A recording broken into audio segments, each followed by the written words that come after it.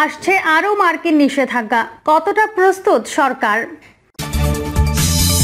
এবং সর্বশেষ জানাবো, নির্বাচনের নামে প্রহসন ও প্রতারণা হচ্ছে বলছে বিএনপি।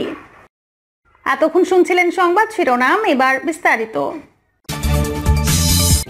আসছে আরো মার্কিন নিষেধাজ্ঞা, কতটা প্রস্তুত সরকার?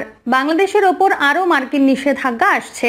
মানবাধিকার ইস্যু ছাড়াও গণতন্ত্র খর্ব, রাজনৈতিক নিপীড়ন, দুর্নীতি সহ বিভিন্ন কারণে আইন শৃঙ্খলা রক্ষার সঙ্গে জড়িত সাবেক ও বর্তমান কয়েকজন কর্মকর্তা এবং রাজনৈতিক ব্যক্তিত্বের ওপর চলতি মাসেই নতুন মার্কিন নিষেধাজ্ঞার আশঙ্কা করা হচ্ছে।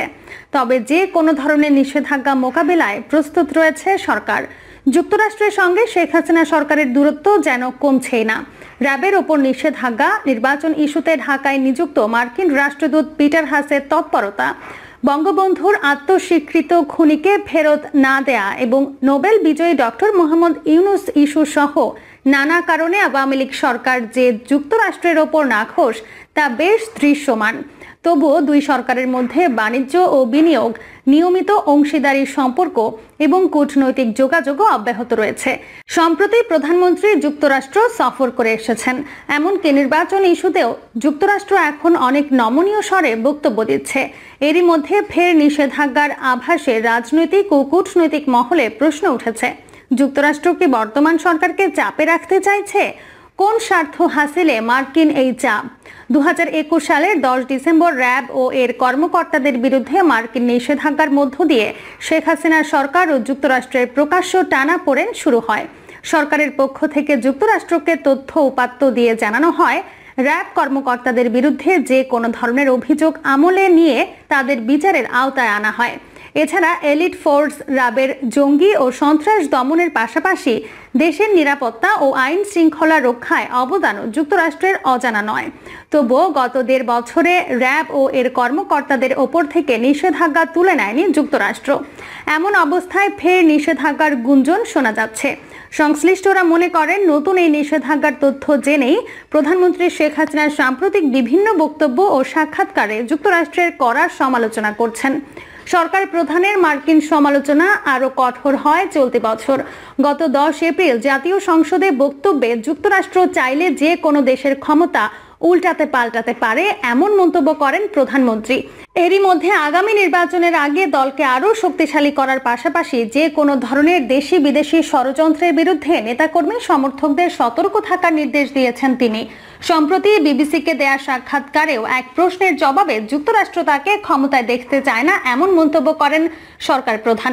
র্যাব প্রসঙ্গে বিবিসিকে প্রধানমন্ত্রী বলেন, যুক্তরাষ্ট্রের পরামর্শে তাদেরই প্রশিক্ষণ ও সরঞ্জামে 2004 সালে প্রতিষ্ঠিত বাহিনীটি তারা যেভাবে তৈরি করেছে সেভাবেই কাজ করছে।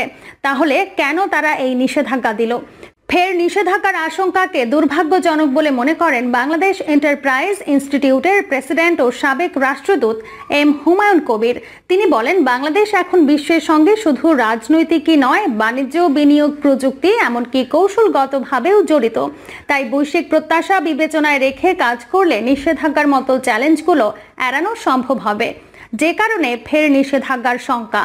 বিশ্লেষকরা মনে করেন, সরকারকে চাপে রাখতে নিষেধাজ্ঞার কৌশল নিয়েছে যুক্তরাষ্ট্র। এই চাপ অবশ্যই বাংলাদেশের আগামী জাতীয় সংসদ নির্বাচন সুষ্ঠু ও অবাধ করতে নয়। বাংলাদেশের রাজনীতি ও নির্বাচন তাদের ফোকাস নয়। যুক্তরাষ্ট্র এই অঞ্চলের চিরপ্রতিদ্বন্দ্বী চীন বিরোধী শক্তিশালী বলয় তৈরি করতে চায়, যেখানে বাংলাদেশ একটি গুরুত্বপূর্ণ শক্তি। আর বাংলাদেশ সরকার জাতির পিতা বঙ্গবন্ধু শেখ মুজিবুর রহমানের সবার সাথে বন্ধুত্ব, কারো সাথে বৈরিতা নয়, এই পররাষ্ট্রনীতি স্বতন্ত্র ও নিরপেক্ষভাবে এগিয়ে যাচ্ছে। সম্প্রতি ঘোষিত বহুল আলোচিত ভারত মহাসাগরীয় রূপরেখাও শেখ হাসিনার সরকার স্বতন্ত্র ও নিরপেক্ষ ভাবনার কথা তুলে ধরেছে। স্বভাবতই যুক্তরাষ্ট্রের ইন্দো প্যাসিফিক কৌশলের চেয়ে এই ভাবনা ভিন্ন, যা বাইডেন প্রশাসনকে চিন্তায় ফেলে দিয়েছে। গত 1.5 দশকে ঘনিষ্ঠ প্রতিবেশী ভারতের সঙ্গে ঐতিহাসিক বন্ধুত্ব, চীনের সঙ্গে অর্থনৈতিক দৃঢ় সম্পর্ক এবং যুক্তরাষ্ট্র সহ পশ্চিমা বিশ্বের সঙ্গে বাণিজ্য ও বিনিয়োগের সম্পর্ক আরও জোরদার করার পাশাপাশি ভারসাম্যের কূটনীতি বজায় রেখেছে শেখ হাসিনার সরকার। করোনা মহামারী ও রাশিয়া ইউক্রেন যুদ্ধের কারণে সৃষ্ট বৈশ্বিক অর্থনীতির চ্যালেঞ্জ মোকাবিলা করেও এগিয়ে যাচ্ছে বাংলাদেশ। ভৌগোলিক অবস্থান, ভূ রাজনীতি, ভূ অর্থনীতি ও কৌশলগত নানা কারণ ছাড়াও দক্ষিণ এশিয়ার উদীয়মান অর্থনৈতিক শক্তি হিসেবে আন্তর্জাতিক পর্যায়ে গুরুত্বপূর্ণ হয়ে ওঠা বাংলাদেশকে নিজেদের বলয়ে রাখতে মরিয়া বিশ্বের দুই পরাশক্তি চীন ও যুক্তরাষ্ট্র। এর মধ্যে চীন থেকে বাংলাদেশ সবচেয়ে বেশি আমদানি করে এবং যুক্তরাষ্ট্রের সবচেয়ে বেশি রপ্তানি করে। দুই শক্তিধরের সঙ্গে সম্পর্কের রসায়নও ভিন্ন। তবুও যুক্তরাষ্ট্র মনে করে বাংলাদেশের সরকারের প্রভাব বলয়ে এবং নীতি নির্ধারক মহলে চীনের প্রভাব একচেটিয়া হয়ে গেছে। এদিকে যুক্তরাষ্ট্র বাংলাদেশের সঙ্গে প্রতিরক্ষা সংক্রান্ত acquisition and cross servicing agreement ও general security of military information agreement সই করতে চায়। এই দুটি চুক্তির অধীনে মার্কিন বাহিনী খাদ্য, জ্বালানি, গোলা বারুদ, সামরিক সরঞ্জামাদি, সামরিক গোয়েন্দা তথ্যের বিনিময় করতে চায়। অন্যদিকে বাংলাদেশের জ্বালানি খাতে গুরুত্বপূর্ণ বিদেশি অংশীদার যুক্তরাষ্ট্র। মার্কিন বহুজাতিক জ্বালানি কর্পোরেশন শেভরন স্থানীয় গ্যাসের সিংহভাগ উৎপাদন করে। টেক্সাস ভিত্তিক প্রাকৃতিক গ্যাস বিতরণ কোম্পানি এক্সেলারেট এনার্জি মহেশখালীতে দুটি ভাসমান স্টোরেজ ও রিগ্যাসিফিকেশন ফ্যাসিলিটির মাধ্যমে বাংলাদেশে এলএনজি রিগ্যাসিফিকেশন সেবা দিচ্ছে। সাম্প্রতিক সময়ে বাংলাদেশের উপকূলে অর্থাৎ বঙ্গোপসাগরে তেল ও গ্যাস অনুসন্ধানে মার্কিন তেল উৎপাদন প্রতিষ্ঠান এক্সন মোবিল সহ বেশ কিছু কোম্পানি আগ্রহ প্রকাশ করেছে। প্রতিষ্ঠানটি বাংলাদেশের সমুদ্র সীমার সব উন্মুক্ত গভীর পানির অফশোর ব্লক ও কিছু অনশোর ব্লকে গ্যাস অনুসন্ধানে আগ্রহ প্রকাশ করেছে। এসব প্রস্তাব বাংলাদেশ জাতীয় স্বার্থ ও নিরাপত্তার বিবেচনায় সতর্কতার সঙ্গে খতিয়ে দেখছে। এদিকে যুক্তরাষ্ট্রের সঙ্গে দূরত্বের নেপথ্যে পররাষ্ট্রমন্ত্রী ডক্টর এ.কে আব্দুল মোমেনের অতিমাত্রায় চীন সংবেদনশীলতা ও কূটনৈতিক ব্যর্থতাকে দায়ী করছেন সংশ্লিষ্টরা। জানা গেছে, মন্ত্রী হওয়ার আগে এ.কে আব্দুল মোমেন একটি চীনা প্রতিষ্ঠানের লবিস্ট হিসেবে কাজ করতেন।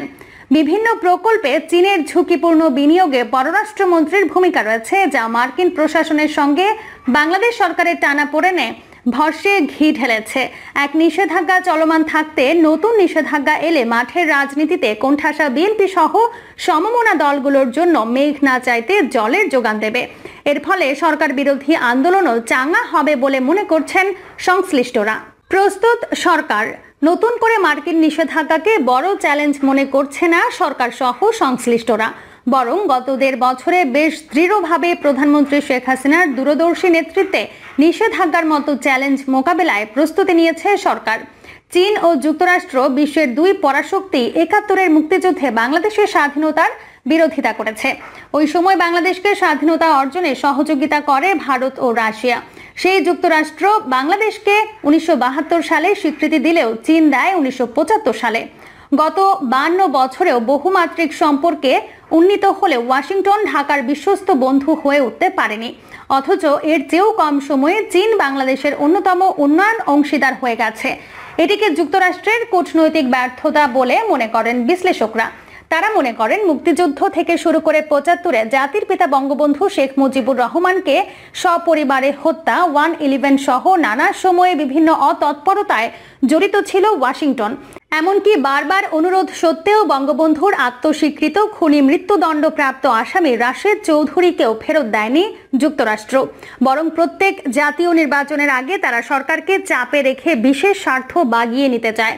2001 সালের সংসদ নির্বাচন প্রসঙ্গে পরবর্তী বিভিন্ন সময়ে শেখ হাসিনা প্রকাশ্যে বলেছেন, যুক্তরাষ্ট্রের কাছে দেশের তেল গ্যাস বিক্রি করতে রাজি না হওয়ায় ওই নির্বাচনে তার দলকে হারিয়ে দেওয়া হয়েছিল। এবারও যুক্তরাষ্ট্র নিষেধাজ্ঞার চাপে রেখে শেখ হাসিনা সরকারকে নিয়ন্ত্রণে রাখতে চাইছে।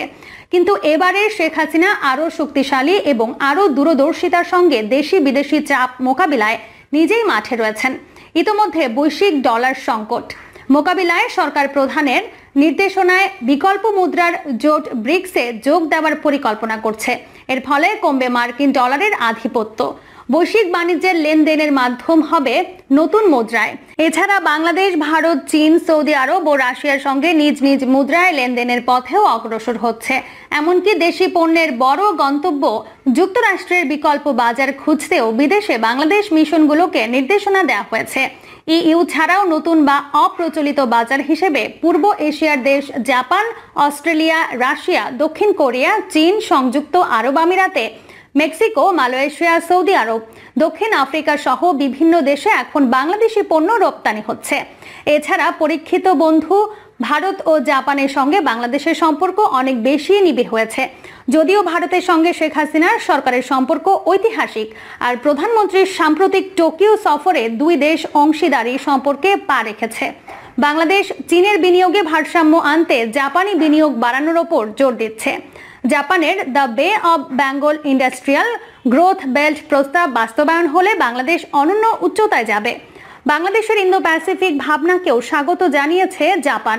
এসব কিছুই মার্কিন বলয়ে কুক্ষিগত না থেকে স্বতন্ত্রভাবে এগিয়ে চলার দৃঢ় মনোভাব। এদিকে বৈশ্বিক অর্থনৈতিক চ্যালেঞ্জ মোকাবিলায় হিমশিম খাচ্ছে বাইডেন প্রশাসন। 2024 সালে নির্বাচনে ডোনাল্ড ট্রাম্প ফের ক্ষমতায় আসতে পারেন এমন আভাসও পাওয়া যাচ্ছে। বিশেষজ্ঞরা মনে করেন এসব কিছুই বার্তা দেয় বর্তমান সরকার এখন রাজনৈতিকভাবে আরও সুদৃঢ় ও শক্তিশালী অবস্থান তৈরি করেছে। প্রিয় দর্শক, এই ছিল এখনকার সর্বশেষ সংবাদ। আপডেট সব সংবাদ পেতে চ্যানেলটি সাবস্ক্রাইব করে বেল আইকনটি ক্লিক করে রাখুন।